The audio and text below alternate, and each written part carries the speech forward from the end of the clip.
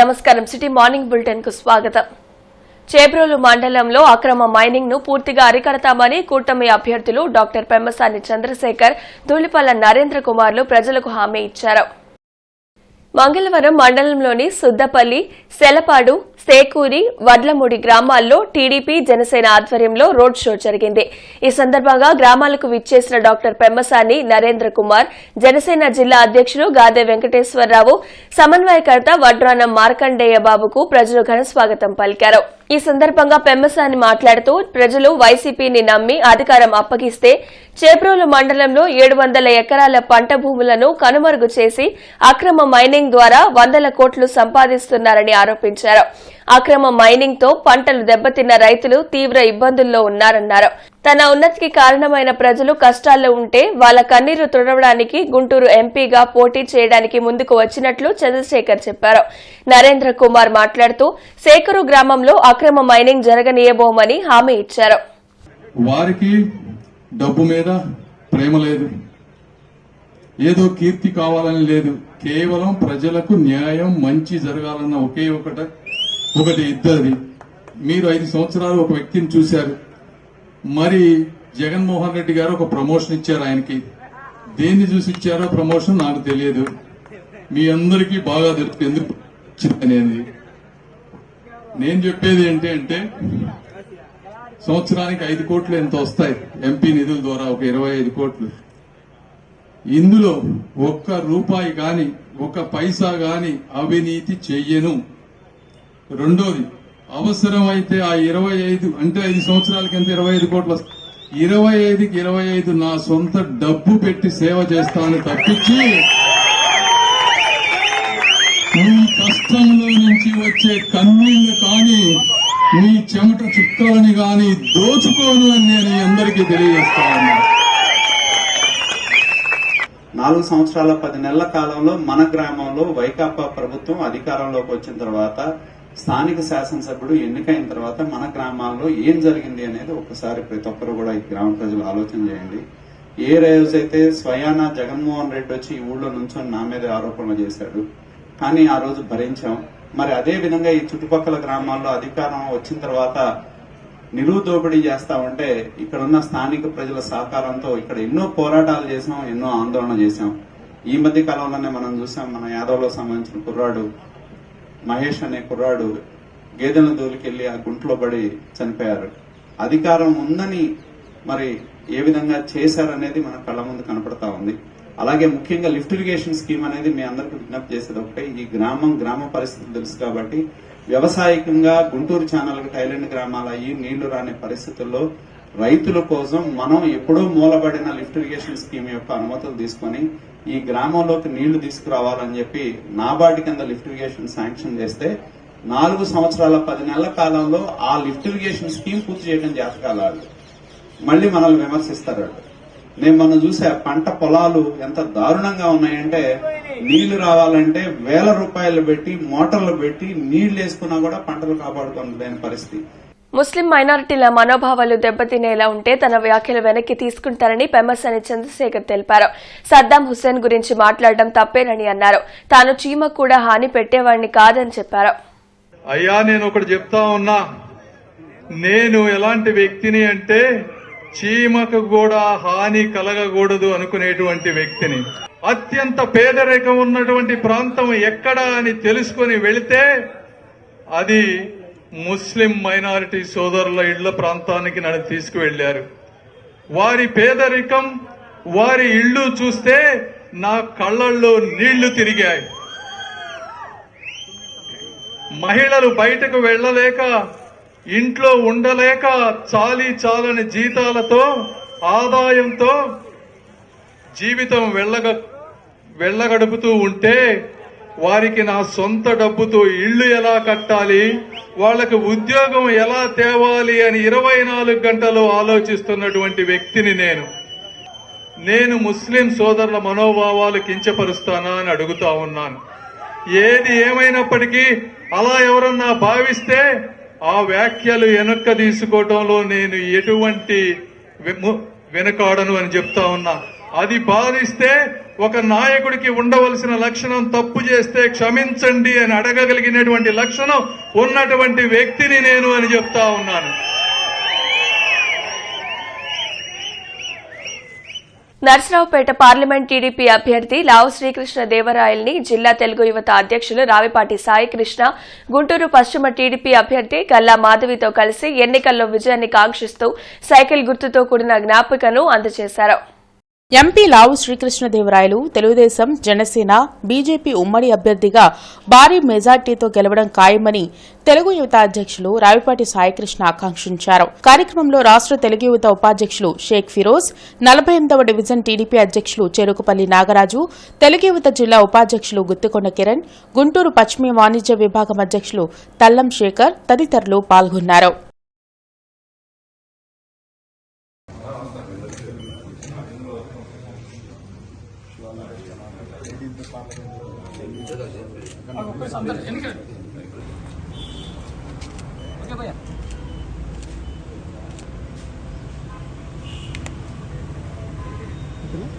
TDP రాష్ట్ర అధ్యక్షులు కింజారపు అచ్చెన్నాయుడు పుట్టినరోజు వేడుకలు నగరంలో ఘనంగా నిర్వహించారు.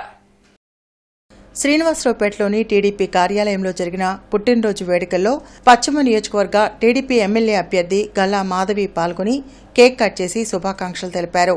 బీసీలకు టీడీపీ రాష్ట్ర అధ్యక్షుడు అచ్చెన్నాయుడు అండగా నిలిచారన్నారు. బీసీలకు అచ్చెన్నాయుడు చేసిన సంక్షేమాన్ని సహించలేక వైసీపీ అక్రమ అరెస్టుకు పాల్పడిందన్నారు. టీడీపీ అభివృద్ధికి అచ్చెన్నాయుడు అహర్నిశలు కృషి చేస్తున్నారన్నారు. రానున్న రోజుల్లో అచ్చెన్నాయుడు ఉన్నతమైన పదవులు అధిరోహించాలని ఆకాంక్షించారు. ఆయన ఒక బీసీ నాయకుడు, బీసీలకు ఎప్పుడూ వెన్ను దన్నుగా నిలిచారు. ఆయన కార్యక్రమాలు, ఆయన సంక్షేమం ఎంతో గొప్పవైనవి. ఆయన కృషి చాలా గొప్పది. టీడీపీ పార్టీకి ఆయన ఎప్పుడూ వెన్నెముకగా నిలిచారు. నారా చంద్రబాబు నాయుడు గారికి ఎప్పుడూ అండదండలతో వెన్నుదన్నుగా ఉన్నారు. ఆయన చేసిన కృషి అనర్వచనీయము.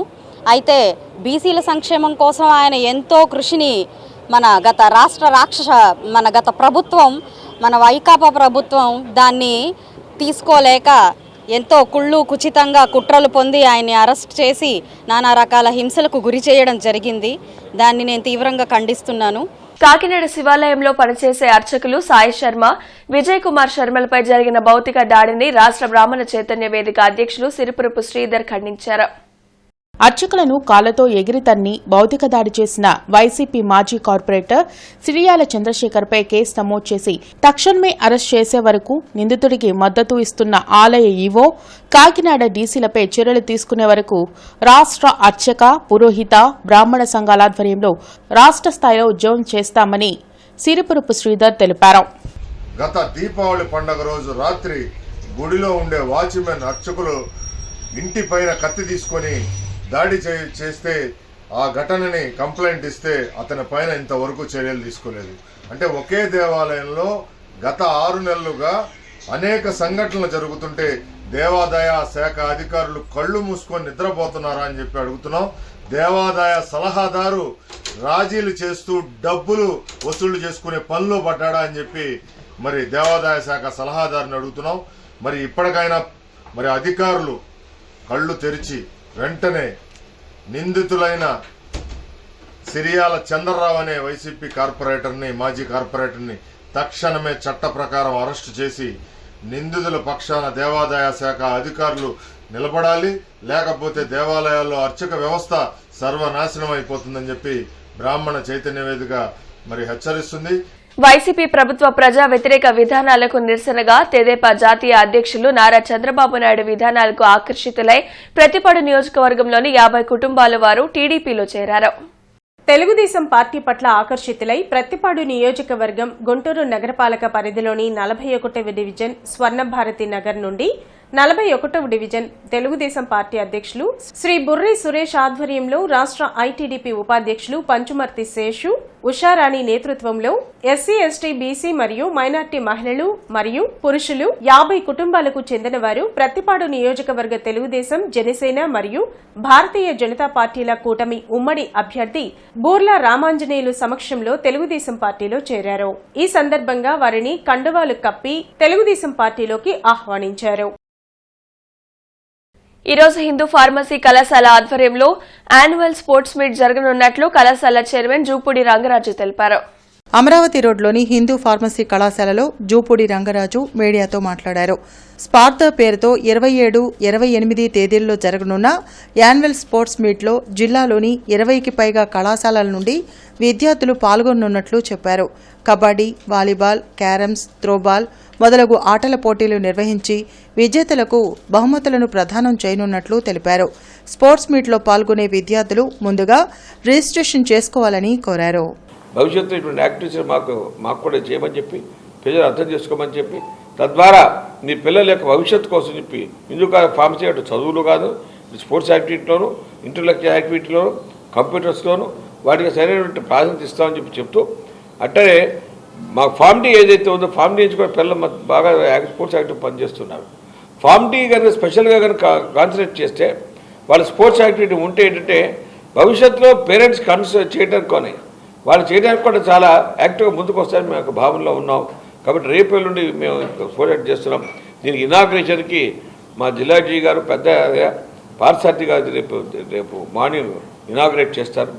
క్రైస్తవులు రానున్న ఎన్నికల్లో వైసీపీకి పూర్తి మద్దతు ఇస్తున్నట్లు ఏపీ క్రిస్టియన్ మైనారిటీ సెల్ రాష్ట్ర నాయకులు ముత్యం తెలియజేశారు. వైసీపీ క్రిస్టియన్ మైనార్టీ విభాగం కార్యాలయంలో రాష్ట్ర నాయకులు ముత్యం మీడియాతో మాట్లాడుతూ వైసీపీ చేస్తున్న యుద్ధంలో క్రిస్టియన్లు వైసీపీకి అండగా నిలుస్తారన్నారు. వైసీపీ ప్రభుత్వం నవరత్నాల అమలుతో పాటు విద్య, వైద్యంలో తిరుగులేని మార్పులు తెచ్చిందన్నారు. కుల, మతాల భేదం లేకుండా పేదలందరికీ సమానంగా సంక్షేమ పథకాలు అందేలా జగన్ చర్యలు తీసుకున్నారన్నారు. సంక్షేమ పథకాలు కొనసాగాలంటే మళ్లీ వైసీపీ అధికారంలోకి రావాలన్నారు. రానున్న ఎన్నికల్లో జగన్ను మళ్లీ ముఖ్యమంత్రిని చేసేందుకు క్రైస్తవులు పూర్తిస్థాయిలో పనిచేయాలని కోరారు. కాబట్టి నేను ఒక పేదవాడిగా, మరి గ్రామ స్థాయిలో ఒక పేద కుటుంబం నుంచి వచ్చినటువంటి వాడిగా నా పేదలకు జరుగుతున్నటువంటి విద్యా విధానాన్ని చూసి చాలా సంతోషిస్తూ ఉన్నాను. అన్ని స్కూల్స్ కూడా నేను దర్శించాను. కాబట్టి ఇలాంటి గొప్ప ఒక్క విషయం చెప్పాలి. నేను దీని మీద ఒక ఆర్టికల్ కూడా రాశాను, విద్యా వైద్యం మీద. ఒక్క విషయం చెప్పాలి. ఈనాడు ఆంధ్రప్రదేశ్లో ఉన్నటువంటి విద్యా విధానం ఒకప్పుడు కేరళ రాష్ట్రంలో ఫస్ట్ ఉండేది, కానీ ఈనాడు ఆంధ్రప్రదేశ్ ఫస్ట్కి వచ్చింది. ఈనాడు ఆంధ్రప్రదేశ్లో ఉన్నటువంటి పేద విద్యార్థులు ఐక్యరాజ్య సమితి అమెరికాలో మరి ప్రెసిడెంట్ గారి యొక్క హౌస్ను దర్శించడం జరిగింది. ఇంత గొప్ప విషయం ఎక్కడా లేదు. ఈ విషయాన్ని ప్రపంచం కూడా హర్షించింది. కాబట్టి పేదవాళ్ళు చదువుకుంటేనే సమాజంలో సమసమానత్వం వస్తుంది. హోలీ పండుగ సందర్భంగా సాంస్కృతిక సంగీత కార్యక్రమం అమరావతి రోడ్లోని అన్నదాన సత్రంలో జరిగింది.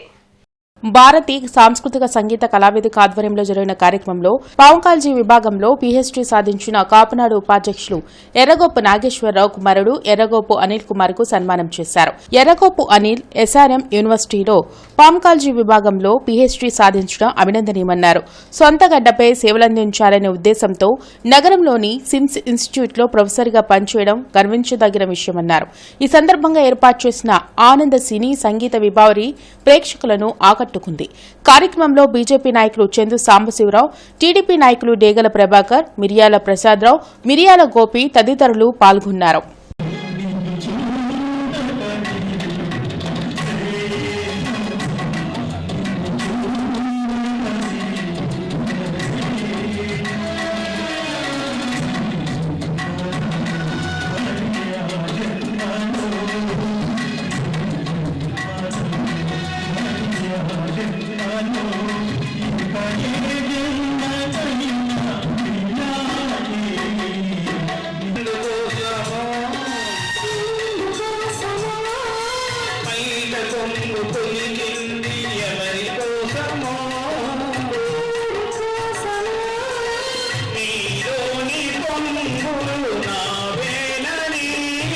సిమ్స్ ఇన్స్టిట్యూషన్స్లో నేను మన పిల్లలకి, మన జిల్లా పిల్లలకి, మన రాష్ట్రం పిల్లలకి నేను ఉపయోగపడాలి అని చెప్పేసి మరి ఇక్కడ ప్రొఫెసర్గా పనిచేయడం, ఇక్కడే ఉండడానికి నిశ్చయించుకోవడం అనేది కూడా అభినందనీయం అని చెప్పేసి తెలియజేసుకుంటూ వారికి ప్రత్యేకంగా మనందరి తరఫున మరొకసారి అభినందనలు తెలియజేస్తున్నాను.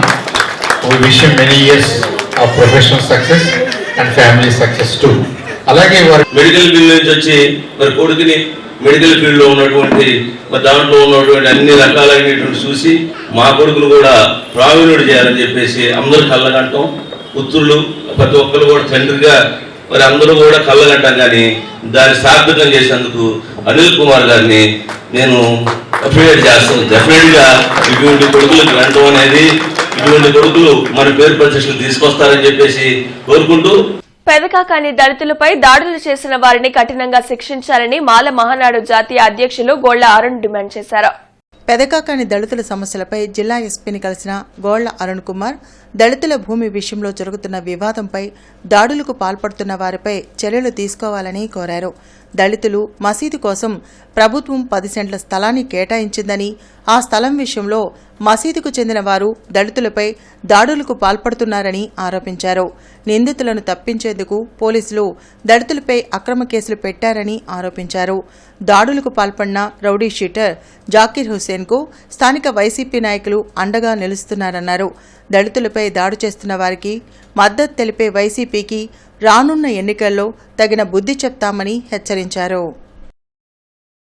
ఎవరైతే మహిళలు ఉన్నారో అక్కడ ఉన్నటువంటి మసీదు సంబంధించినటువంటి కొంతమంది కావాలని గొడవ పెట్టుకొని వీరి మీద దాడి చేయడం కాకుండా పాశవికంగా గర్భిణీలను కూడా చూడకుండా తరిమి ఒక 200-300 మంది గతంలో కూడా ఇలా 2-3 సార్లు దళితులపై దాడి చేయడం జరిగింది. ఎందుకంటే అక్కడ ఎక్కువ సంఖ్యలో వాళ్ళు నివసిస్తూ ఉన్నారు, వీళ్ళు తక్కువ మంది అక్కడ ఉన్నారు.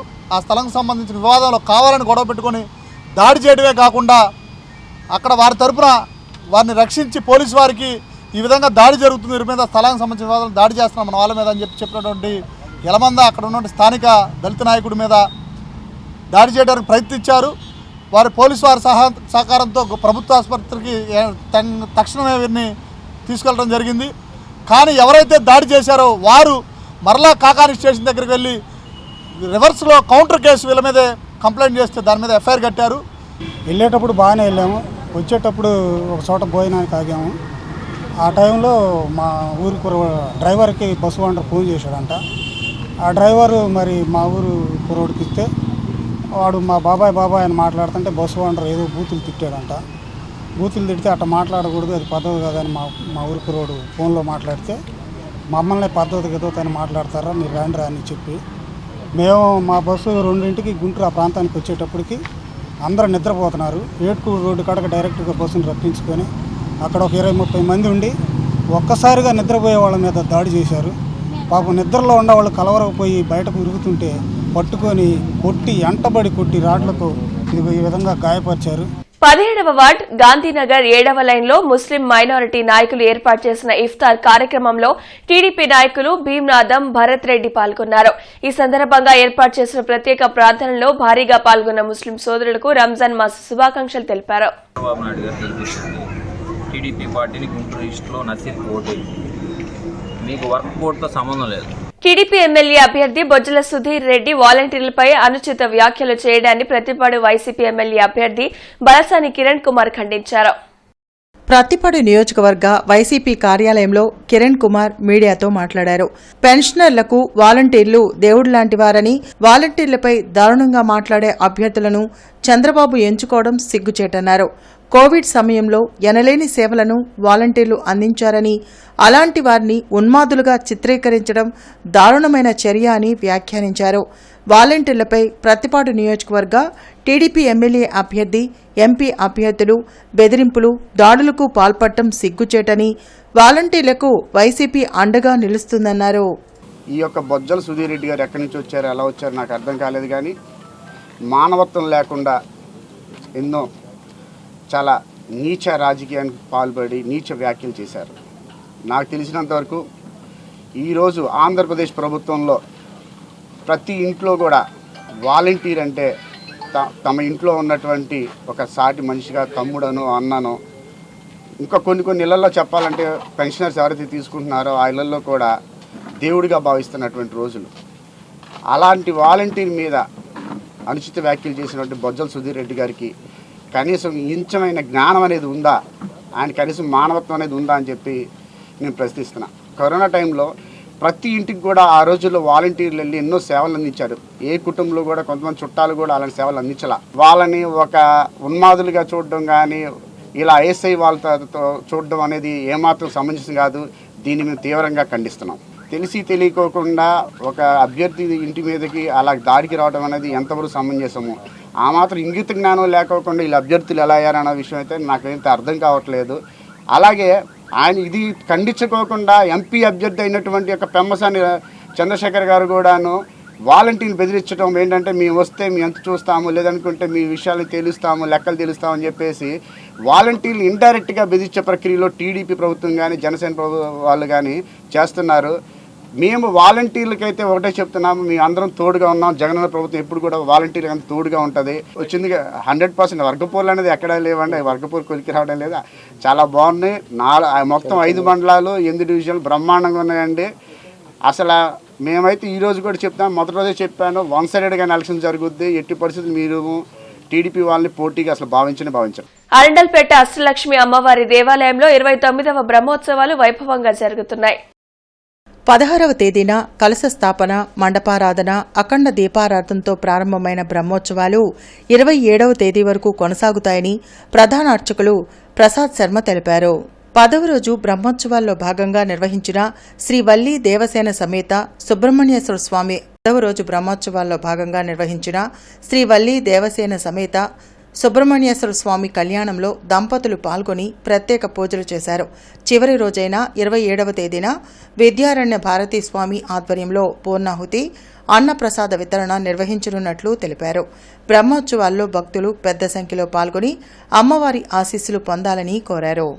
అలాగే నిన్న ఈ రోజున జగద్గురువుల చేతుల మీదుగా కళ్యాణంలో భాగంగా మాంగళ్యధారణయంగానే స్వామివారి చేతుల మీదుగా మహాపుష్పాభిషేకం చక్కగా జరిపించుకుంటున్నాము. ముఖ్యంగా రేపు ఉదయం 8 గంటలకి లక్ష్మీనారాయణ స్వామివారి కళ్యాణం, 10:30 గంటలకి మహాపూర్ణాహుతితో ఈ 49వ వార్షిక బ్రహ్మోత్సవాలు పూర్తవుతున్నాయి. కావున భక్తులందరూ విచ్చేసి రేపు జరిగే లక్ష్మీనారాయణ స్వామివారి కళ్యాణం కూడా తిలకించి తలంబ్రాలు పోసి మరి మహాప్రసాదం అందరూ స్వీకరించి వెళ్ళవలసిందిగా కోరుచున్నాం. అలాగే ముఖ్యంగా నల్లచెరువు 12వ లైన్ ఎల్బీ నగర్ లో ఉన్న శ్రీ నిదానంపాటి లక్ష్మీ అమ్మవారి త్రిశక్తి పీఠంలో రాష్ట్ర వైద్య ఆరోగ్య శాఖ మంత్రి విడుదల రజని ప్రత్యేక పూజలు చేశారు.